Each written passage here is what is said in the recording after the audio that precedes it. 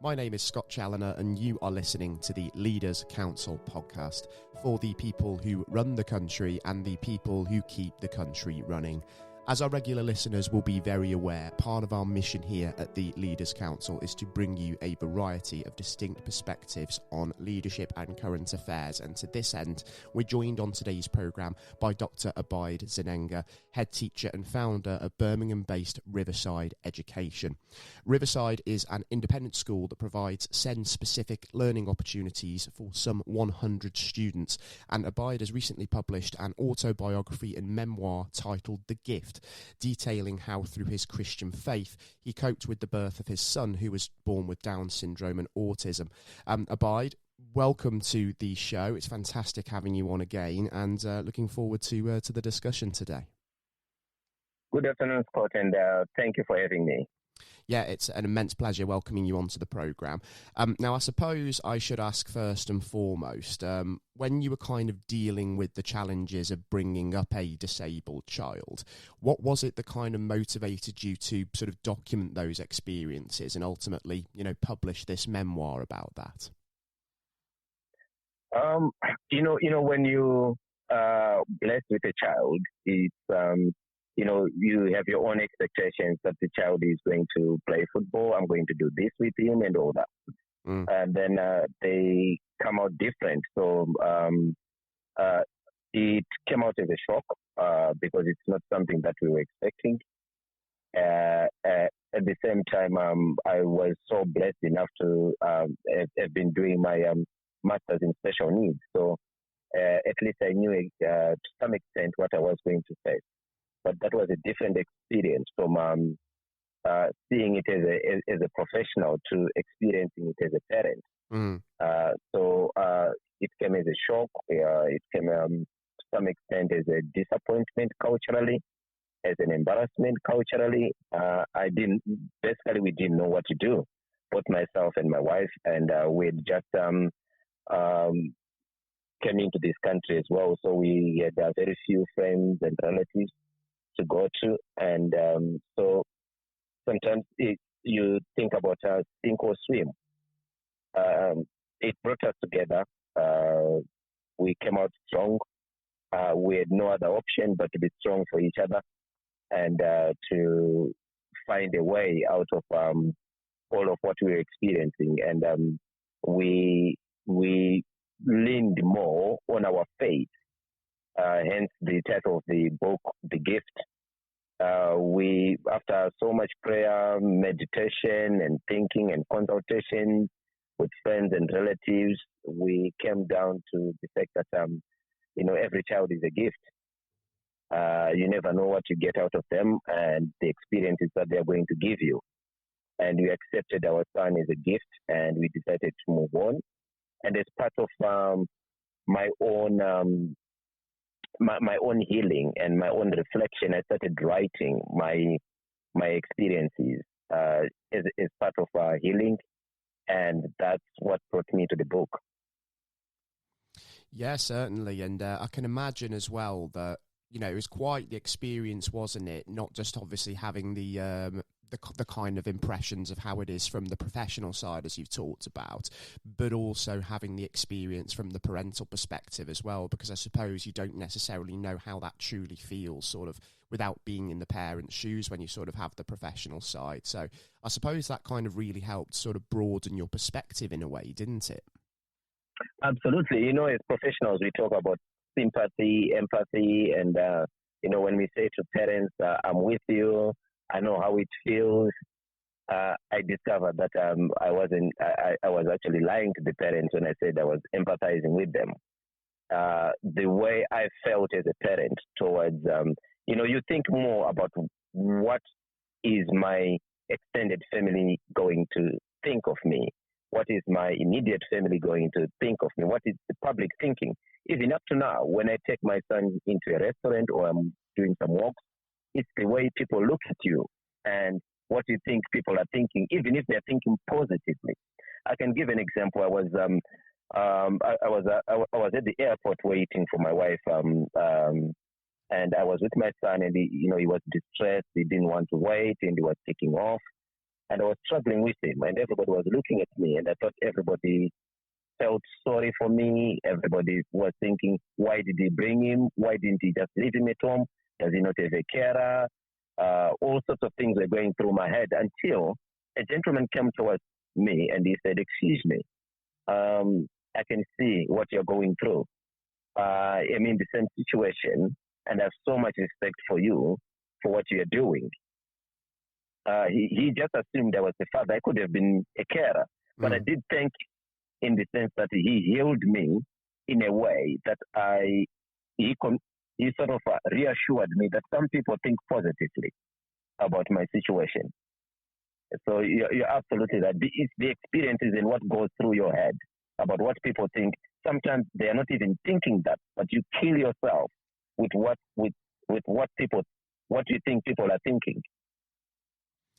Absolutely right. And was it experiences like that that sort of made you realise that people were thinking positively sort of about you and what you were going through that sort of helped you find hope in those times that were difficult, that you do talk about an awful lot in the gift? Oh, yes, yeah. That's why I decided to share my experiences and if there are any other parents going through what I went through, I would like them to know that, there is hope in all of this. And possibly in my case, it's a unique case that with my experience with my son, I ended up establishing Riverside, and I managed to sort of make a positive impact in the community. Like, for example, every year we have over 100 families that we support through the experiences I've had with my son.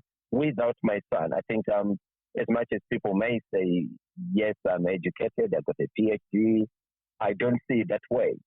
I think the best qualification I have is the experience I've had with my son. That makes me more relatable to the parents I work with. And possibly that makes Riverside even more successful because anyone who walks into Riverside would know that we are doing this to help the parents because I'm one of the parents, not about anything else. It's born out of the experiences that I've had through my son. Without my son, I can safely say I won't be where I am and there won't be a Riverside, basically. And that's why the title of the memoir, The Gift, is so appropriate, isn't it? Because as you say, it's your personal experience with your son that's helped give rise to sort of Riverside Education as we know it today. And it is now making a huge difference to over 500 families every year, either directly or indirectly. So the gift is, of course, your son, but it is also Riverside Education, isn't it? Which is kind of your gift to other parents who are sort of living through those same experiences as yourself. Absolutely. I can safely say our son was a gift to us, but he is now indirectly becoming a gift to the community.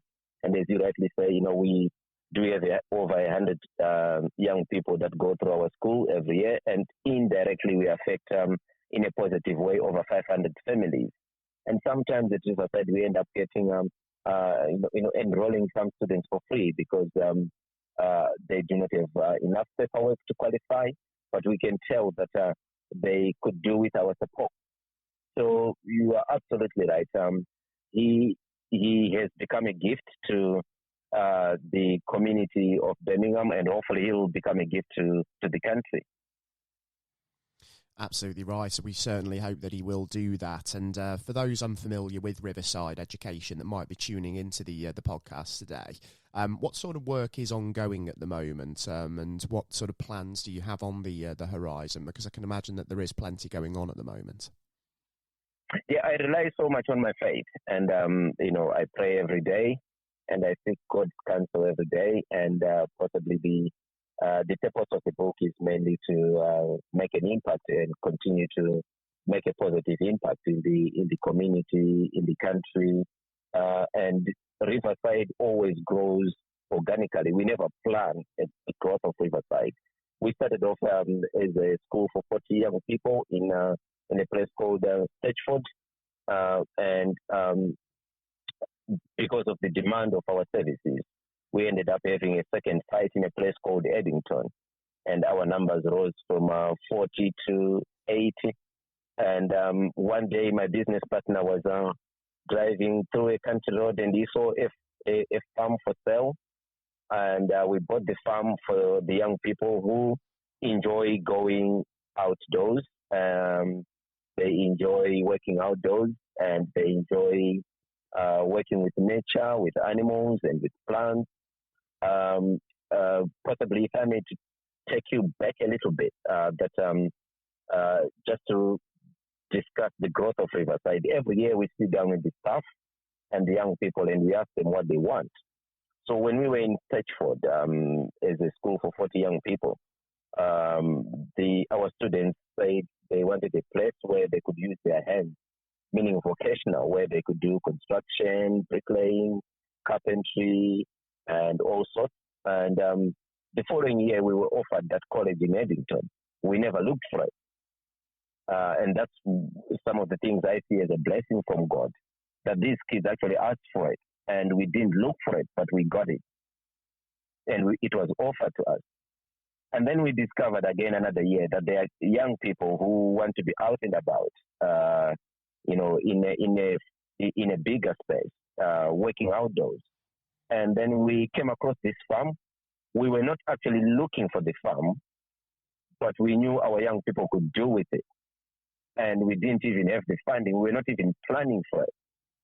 So Riverside is now based on 3 sites, 2 schools and a farm.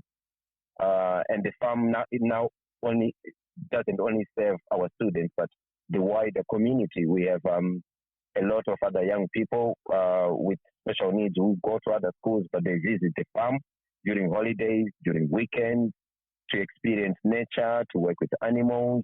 They come in and feed the chickens, collect the eggs, pack them, and put them in a little shop that we have. And it's all for one to qualify, you have to have some kind of a special need to be able to do that. And they all come free. They walk with alpacas. They walk with the trained goats that are there, and the donkeys and the horses that are there. So the whole community now is benefiting, and it's for free for anyone with special needs. And possibly to answer the last bit of your question, we are thinking, we've been talking to Ofsted and the local authority, and there are plans to have a virtual school to cater for those young people. I think coming out of the pandemic, they've not been able to, which is something we've experienced at Riverside, they've not been able to come outside. They stay in their bedrooms, and they do not go to school. So we intend to establish a virtual school with the purpose of trying to get them out of their bedrooms and come to the farm and eventually join Riverside. But they can start learning from their bedrooms, and they can take baby steps, little steps, using nature, using some of the activities we do at Riverside, such as furniture painting, art, and other activities, and then try and bring them out of their bedrooms to attend school. So that's our next project that we are looking at and thinking of and planning. Actually, after this podcast, going into a meeting for that. That's absolutely fantastic, isn't it? The fact that, there's that sort of virtual outlet there now that's in the pipeline. It's plans to sort of gradually get people into Riverside Education, and certainly hope that comes to fruition for you, Abide. And I'm very excited, of course, to see how that all goes for you. Just sort of bringing the conversation back onto the gift before we do finish up. For anybody, obviously, that hasn't read it, so obviously, let's not give too much away. What are some of the kind of key values and lessons, if you will, that people can take from reading this book? And those that do want to go and read it, where would be best to get hold of a copy? I'm a big supporter of, mental health and mental well-being in schools for both staff and students. But I also look at resilience as well, that if we continue to talk more and more about mental health without preaching resilience, I think we'll be missing the point. So the whole book is more to do with, when you are in the darkest of places, sometimes it helps to look at the positive in that dark place. That possibly you're in that place for something good to happen. And I think in the book I gave an example of the popular schoolgirl who was shot in Pakistan, Malala. I think most people know her. Mm. She was shot, and I think she was in a difficult situation.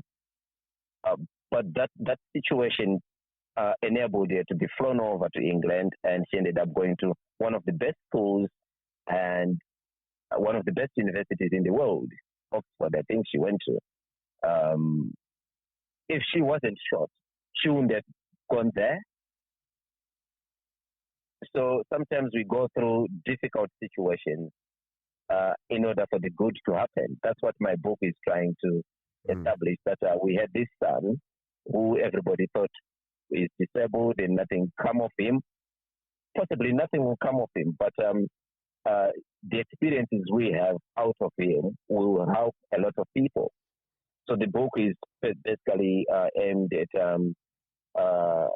helping people to overcome their difficulties, and possibly, as they say here, that if they give you lemon, make lemonade out of it. That's exactly what we are trying to do. Exactly right. It's that mentality, isn't it, that darkness always gives way to light, doesn't it? Obviously, we have the night time, but we also have the daytime after it, don't we? So there is always something to look forward to. And when we get through the dark times, better times are always ahead. Absolutely. Yeah, we should always look, everything is just bleak in this country currently, the political situation, the economic situation, the situation in Russia.